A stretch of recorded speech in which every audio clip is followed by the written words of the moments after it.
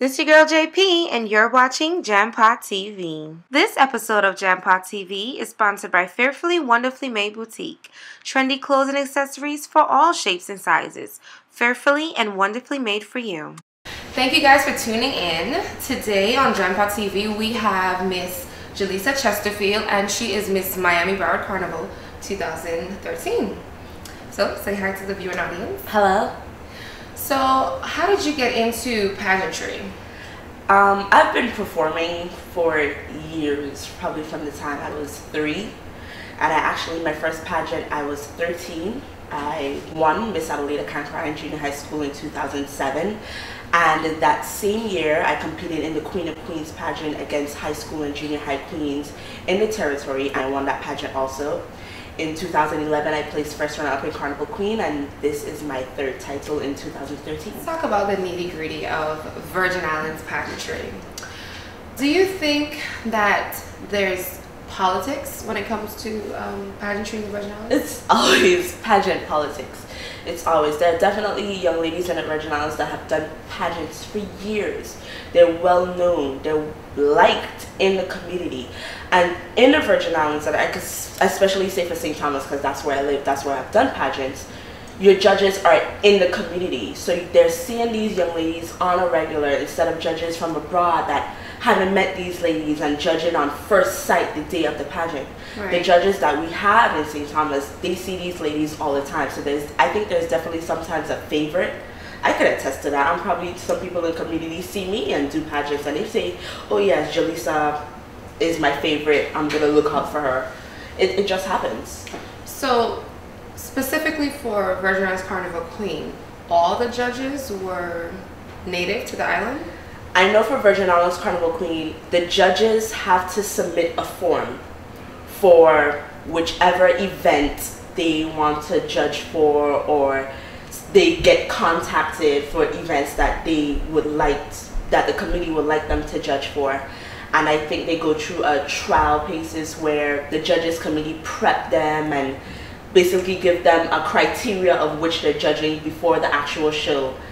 And so the judges are people in the community. That's why for Carnival Queen, they give us, from the time we submit our application and we have the first meeting, they give us like strict rules. No jeans, no sneakers. Oh, wow. You can't be going out to every party. You are representing yourself. You're representing your school, your parents.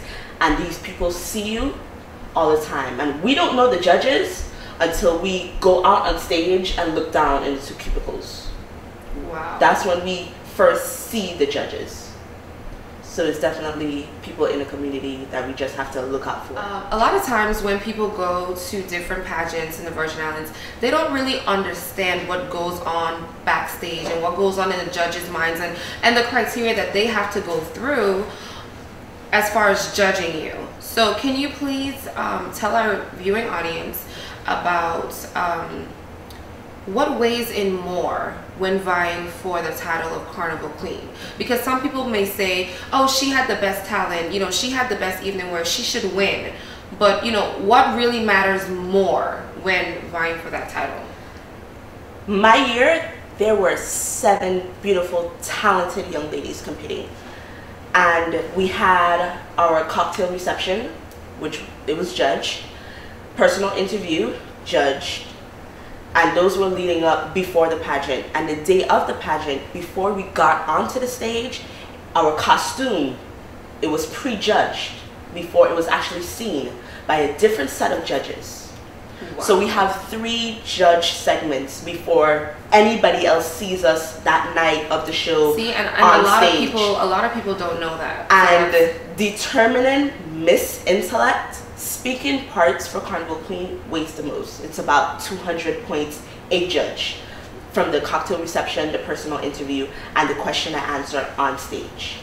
So definitely speaking it's the most points, adding up everything.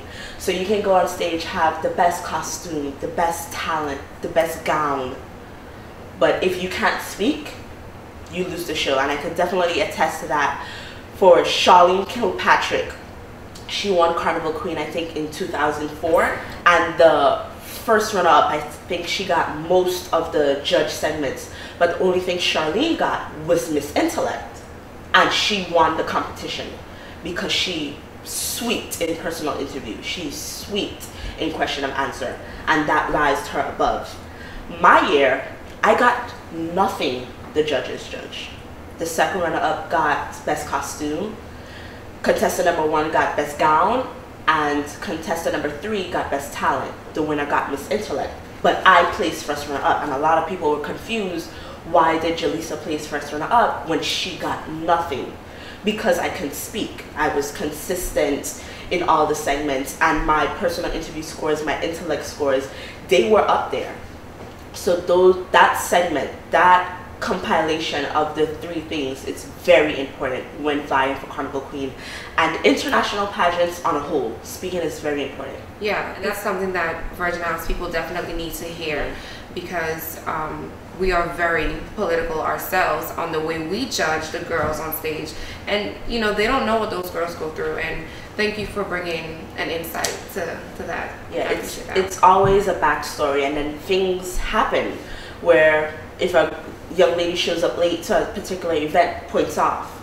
So wow. Like for Miss Miami Broward Carnival, we had to be at the pageant site the day of the pageant for 1 o'clock. If you were late, you were getting points off, and young ladies got points off because they were late. So all of those stuff took away from their points leading up to the final results. Your crown is beautiful, by the way. Thank you. Okay. After that very overwhelming conversation, I know that you, the viewers, have some thoughts, and we would love to hear them all. So please, you know, tweet us at Gempot TV, or you know, just comment under this video. Let us know exactly what you think about politics in Virgin Islands Pageantry. Let's talk about the pageant that you currently won, Miss Miami Broward Carnival. How was that experience? And tell us about the other countries that were represented at that pageant as well. For Miss Miami Broward Carnival, I was supposed to be in retirement. Carnival Queen was supposed to be my last, so getting back into pageantry was a little difficult for me because I didn't have the push and the drive that I usually did. I had a lot of support from my friends from the Virgin Islands and my family, so I was overwhelmed with blessings and I couldn't ask for them. But we competed in numerous amount of segments: introductory speech, talent, costume, evening wear, question and answer. And I was competing against ladies from Bahamas, Guyana, Trinidad and Tobago, and Ecuador. So what does holding this title entail? What do you have to do? I mean, obviously you represent the Carnival Committee, but what else goes on throughout your reign? Beyond representing the Caribbean community in the South Florida area, I'm also looking into representing Miami in the Miss Florida pageant. The committee was contacted and they asked me to be a representative, and I'm gonna partake in numerous activities as far as attending other pageants and other activities, and basically going forward with my platform to bring awareness to the Caribbean community in the Florida area. So what about the parade? Do you have like this big fancy float with... I have a nice dress that I designed and I made. Okay. I'm not sure about the float. This will be my first time going to an actual Miami Carnival parade. So okay. I'm excited. I will be to be queen. I will be partaking in my sponsor's troupe, Moziah Miller, who sponsored my winning costume for the pageant. Okay. So I'm looking forward to just being there, having a good time, going back and forth. Well, thank you so much, Jalisa, for coming on the show. No problem. Do you have something that you want to say to little girls that want to one day be you or be a queen? Pageantry, it's a building. It's more than just exploiting young women as some people think that it is. You develop self-confidence, you develop awareness of world events, and you build your platform on what you want to present in life. And it also, many pageants give scholarships to young women to help further their education, and that's what my pageant did. So if you really want to do a pageant and you really have the talent and the drive, I suggest that you go out and do it. You will be addicted like I am, because I can't stop now that I've started. Great. Well, thank you so much, and thank you. I hope you have a great reign. Thank you. Stay tuned. If you have a topic or someone you'd like to see on the show, email us at jampodtv@gmail.com or send us a tweet at jampodtv. Thank you for watching.